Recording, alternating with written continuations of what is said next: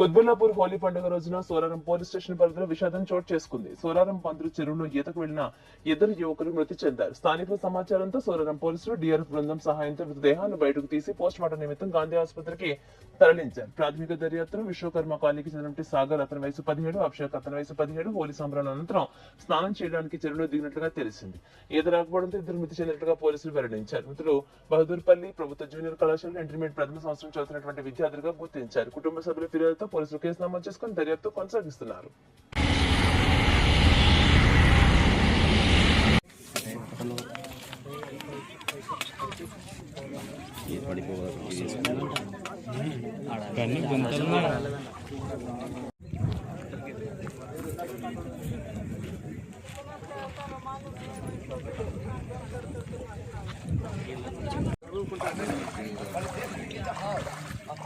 అభిషేక్ కూడా 18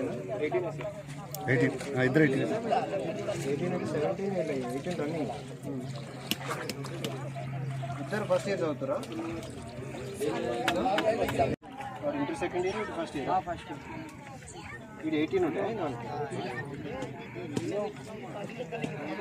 వాడు అభిషేక్ అంటే సాగర్కి 18 ఉంటాయా?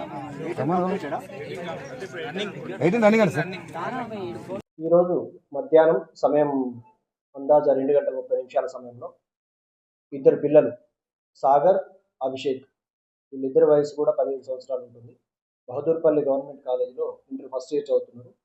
ఈరోజు ఉదయం నుంచి హోలీ ఆడి మధ్యాహ్నం 2:30 సమయంలో విశ్వకర్మ కాలనీలో గల పంతుల చెరువులోకి ఈత కొట్టడానికి వెళ్ళడం జరిగింది. ఈత కొట్టడానికి వెళ్ళి లోపల దిగడంతో వీళ్ళకి ఈత సరిగా రాక ఆ నీళ్ళలో మునిగిపోయి చనిపోవడం జరిగింది.